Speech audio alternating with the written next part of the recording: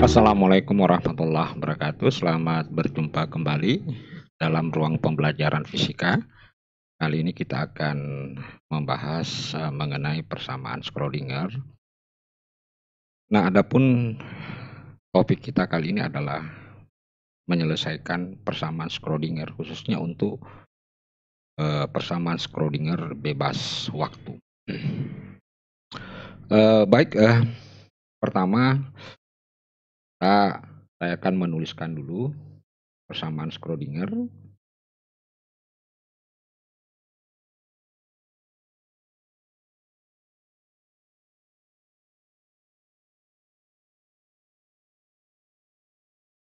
Bebas waktu ya, persamaan bebas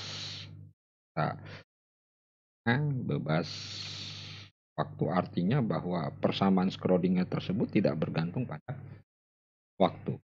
Nah, persamaannya adalah D2 psi. Kita ambil dalam bentuk 3 dimensi. Ya, 2M per H bar pangkat 2 E dikurang V0. Kemudian di sini fungsi gelombang sama dengan 0. Nah, namun demikian sebelum kita menyelesaikan, maka saya ingin lebih membuat persamaan Schrödinger ini lebih sederhana dengan mengambil untuk kasus satu dimensi. Sehingga jadi persamaan Schrödinger itu adalah D2 di dx K2 ditambah 2M A bar K2 ya. Kemudian E kurang V0 I sama N0. Nah, baik, perlu saya sedikit jelaskan persoalan E. E itu apa sebenarnya? Jadi E ini adalah energi partikel. Jadi energi partikel, sementara V0 itu adalah potensial ya, potensial daerah atau medium di mana partikel berada. Itu adalah potensial. Jadi sekali lagi saya hanya ingin memberikan semacam sebuah ilustrasi. Jadi katakanlah saya ambil contoh adalah potensial tangga. Ini fungsi energi.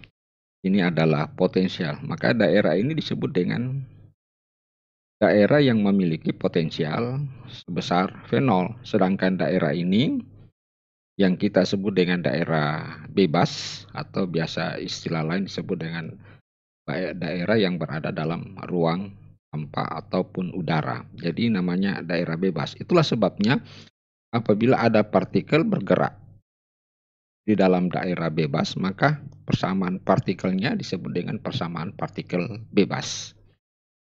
Nah, setiap partikel yang bergerak itu memiliki tingkat energi. Ya, memiliki tingkat energi. Jadi apabila partikel ini menumbuk dinding potensial ini, maka menurut kuantum kemungkinan besar partikel akan ditemukan di daerah V0, di daerah yang memiliki potensial V0. Nah, untuk hal ini insya Allah kita akan bahas pada video-video selanjutnya untuk mengetahui apa atau lebih memahami secara mendalam apa itu E dan apa itu V0. Nah, kemudian kita sudah tahu bahwa M itu adalah massa dari sebuah partikel, sedangkan besi ini adalah sebuah adalah sebuah fungsi gelombang. Artinya apa? Bahwa partikel itu di dalam melakukan perpindahan maupun pergerakan dari satu titik ke titik lain memiliki perilaku sebagai fungsi gelombang. Nah, baik, kita langsung saja menyelesaikan, misalkan saya katakan ini adalah persamaan pertama. Nah, apa solusi atau solusi persamaan pertama tersebut bagaimana bentuknya? Nah, tentu kalau kita ingin menyelesaikan, maka pertama-tama kita harus misalkan dulu bahagian ini sebagai sebuah konstanta. Misalkan kita misalkan bahwa saya ambil simbol K besar itu adalah 2M per H kuadrat, kemudian di sini adalah E kurang V0, maka persamaan 1 menjadi D2 I, kemudian dx kuadrat ditambah, nah tentu di sini menjadi K kuadrat ya. Ini saya tulis misalkan K kuadrat.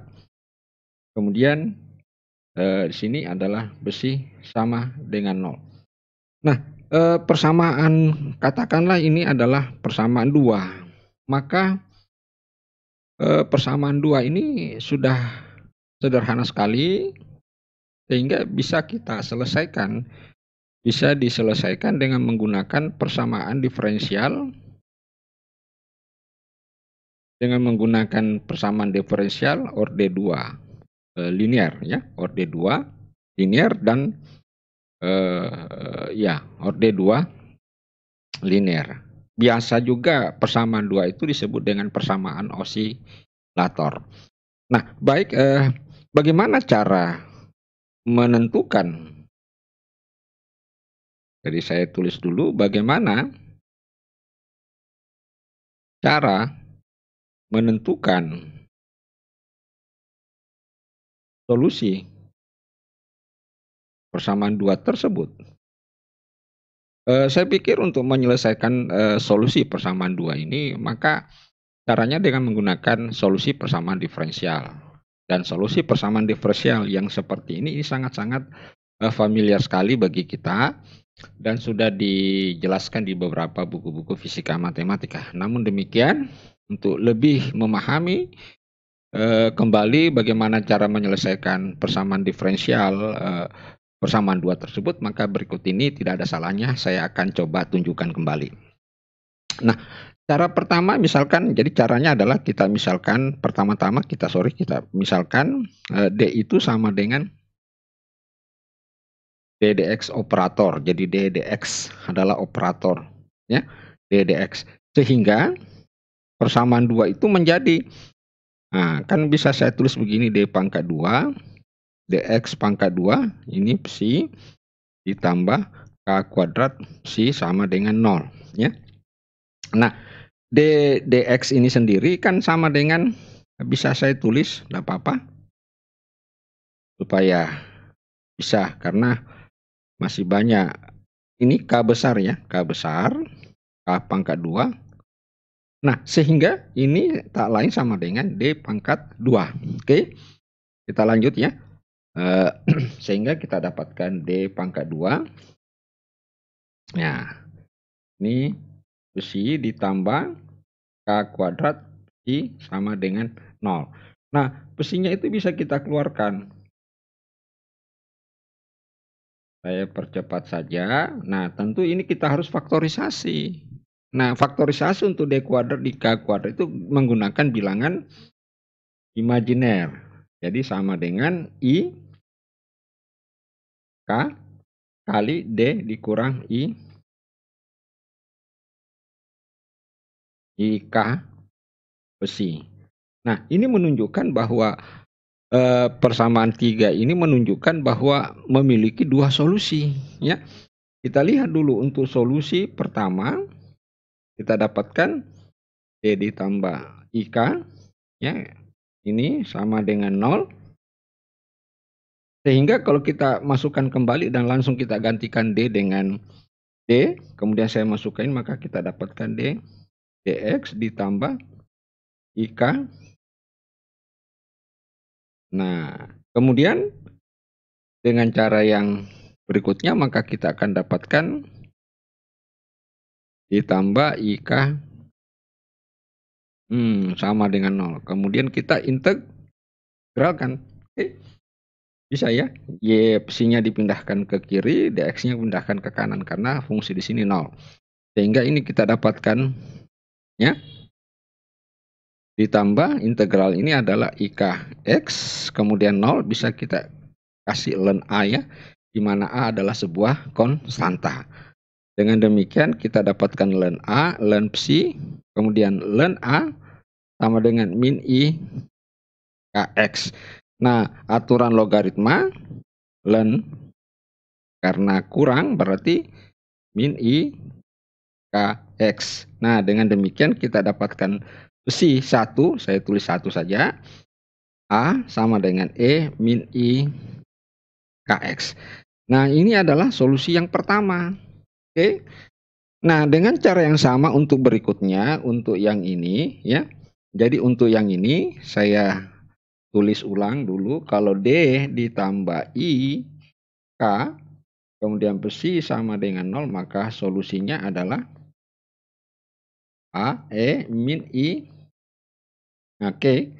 Nah, bagaimana kalau D min I K sama dengan 0, maka solusinya kita bisa dapatkan, ya saya ganti konstanta B ya, kurang. Kalau sini tambah berarti min, berarti kalau di sini kurang jadi plus. Nah, sehingga kita dapatkan solusi umum, nah yaitu bisa ditambah, nah ini kita dapatkan A E min I Kx ditambah B plus I Kx. Nah, biasanya di dalam persoalan gelombang ya, untuk nilai minus di atas biasa ini gelombang yang berambat ke kanan ya. Sedangkan kalau untuk plus adalah yang merambat ke kiri. Ini hanya sebuah perjanjian. Nah, di mana kita dapatkan tadi bahwa K itu adalah akar ya. Akar 2M. Saya tulis dulu. Nah, di mana K kuadrat tadi kita dapatkan sama dengan 2M E dikurang V0 per A bar pangkat 2. Sehingga kalau ditulis K sama dengan akar 2M E kurang V0 kemudian akar per A bar. Itu adalah nilai K yang kita telah tentukan. Jadi sekali lagi ini adalah solusi umum dari persamaan diferensial persamaan Schrödinger yang bebas waktu. Nah, selanjutnya tentang bagaimana menerapkan persamaan